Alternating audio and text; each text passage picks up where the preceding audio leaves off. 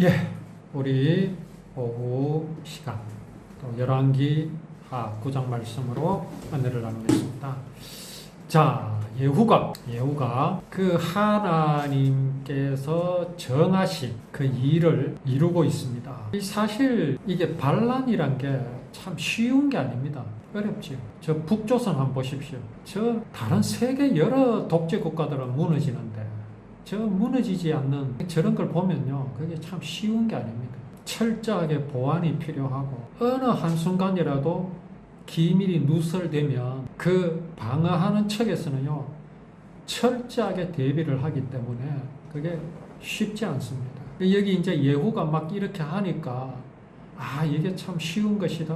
아닙니다. 이것이야말로 하나님의 계획이기 때문에 그렇습니다. 자, 그렇게 이제 예후가 이제 어디로 갑니까? 사마리아 성으로 들어갑니다. 그렇게 사마리아 성으로 입성하니까 이세벨이 소식을 들었을 거 아닙니까? 이세벨이 어떻게 하느냐 하면 예후가 온다는 이제 소식을 듣고 이미 이제 남편은 죽었고, 남편이 아니라 아들이 죽었고, 이세벨은 막 눈 화장을 하고 머리를 꾸미고 그렇게 예후가 성으로 들어오는 것을 이래 창에서 내려다 보는 겁니다.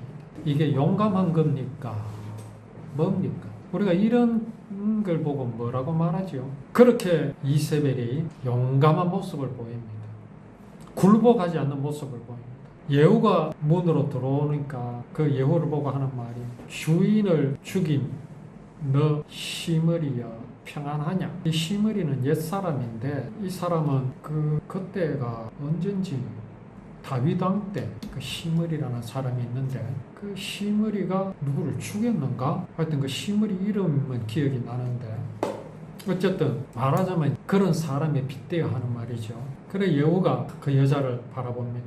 그러고 뭐라고 외치느냐 하면은 내 편이 될 자가 누구냐라고 소리칩니다. 그러니까 그 옆에 내시가 두 사람이 있었는데 말하자면 뭐 이세벨의 시중을 든다든가 뭐 그런 사람들이죠. 그래가지고 이제 그 말을 들은 이 내시가 예후를 이렇게 바라보고 있으니까 예후가 뭐라고 하냐면 그 여자를 내던져라. 이세벨을 내던져라.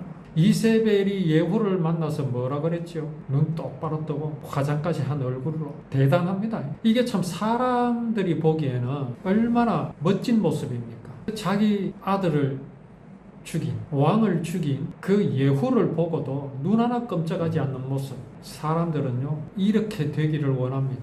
이런 모습을 담기를 원합니다. 이래야 되지 않느냐라고 말합니다. 과연 그렇습니까? 어떤 것이 진정한 멋입니까? 어떤 것이 진정 아름다운 것입니까? 이거는요 예후가 강한 게 아닙니다. 예후가 능력이 있는 게 아닙니다.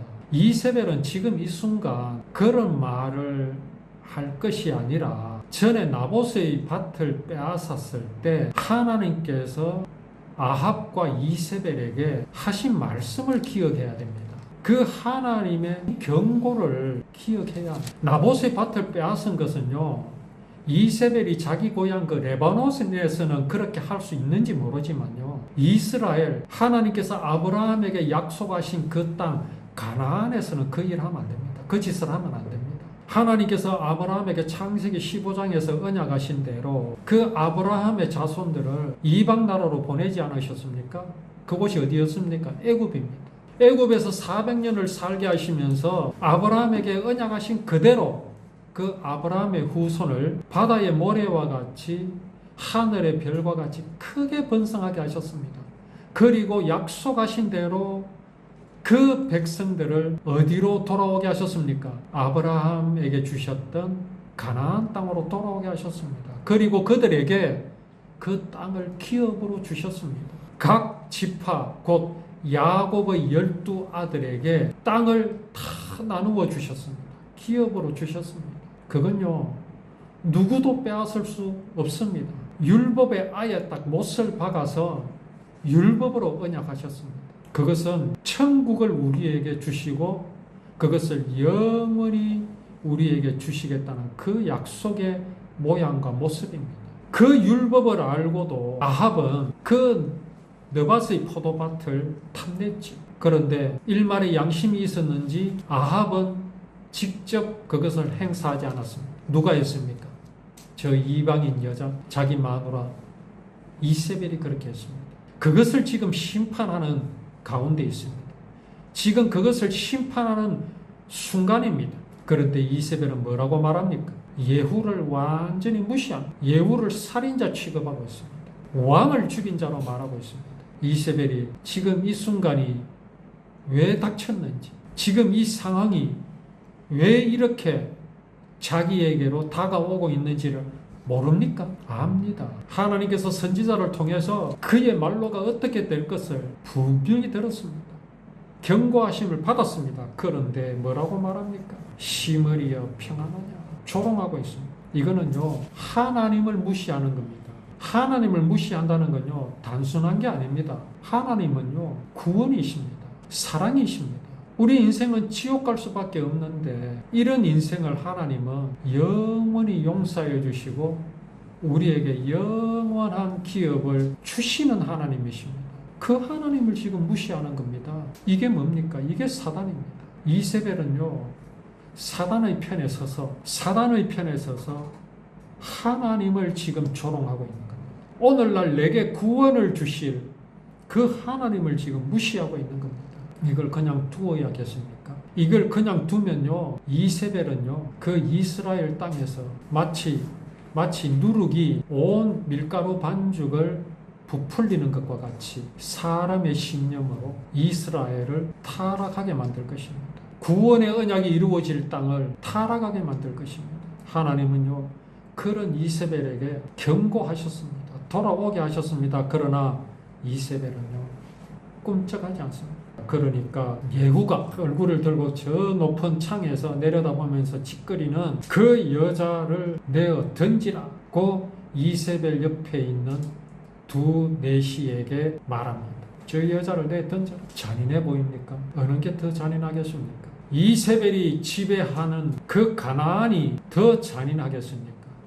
아니면은 여호와의 하나님의 구원의 언약이 지배하는 가나안이 더 잔인하겠습니까? 지금 이세벨의 이 말은요, 나를 죽이는 말입니다. 오늘을 살아가는 우리를 죽이는 것임을 알아야 합니다. 이세벨의 말과 이세벨의 신념으로는요, 구원이 있을 수 없습니다. 헛되며 모든 것이 헛되도다 라고 한 솔로몬의 시가 있습니다. 하나님을 모르는 인생, 구원을 모르는 인생은요, 헛되고 헛된 겁니다. 허무한 겁니다. 이거만큼 잔인한 게 어디 있습니까? 이거만큼 잔인한 게 없습니다. 그렇지 않습니까? 죽음을 두려워하게 되고 피할 수 없는 그 죽음 앞에서 소망은 없고 오로지 허무함만 있는 것만큼 잔인한 게 어디 있습니까? 그게 영원한 사망인데 그 잔인함을 그냥 두어야겠습니까? 던져버려야죠. 그러나 이세벨은 소망이 있습니다. 어떤 소망이 있습니까? 자기의 신념을 버리면 됩니다. 자기의 신념을 던지면 됩니다. 그러면 자기는 살아요. 그럼에도 요람이 그랬듯이 요람이 느바스의 포도밭을 버리지 않고 여전히 자기의 것으로 가지고 있다가 결국 죽지 않았습니까?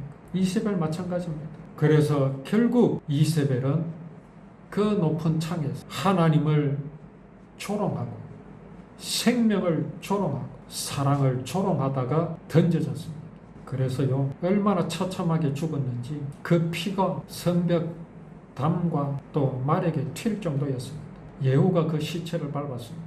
이세벨에게 동정심이 갑니까? 동정할 마음이 있습니까? 우리는 이걸 사람의 눈으로 바라보면 안 됩니다. 사람이 하나님과 같이 될 수 있다는 그 신념의 눈으로 바라봐서는 안 됩니다. 이세벨을 불쌍히 여기고 이세벨을 처근하게 여기면요, 나는 이세벨의 비참한 가운데서 살아가야 생명의 소망도 없고 영원한 소망도 없이 인생은 허무하구나, 죽는 것이 두렵구나, 늘 그렇게 시달리다가 하나님의 나라는 들어가지 못하고 영원한 사망에 이를 수밖에 없습니다. 누구를 동정하시겠습니까? 누구의 편에 서겠습니까? 그래서 이제 예후가 그 저주받은 여자를, 그 시체를 수습해서 장사를 지내라, 그렇게 하는 이유는 그래도 그는 왕의 딸이다.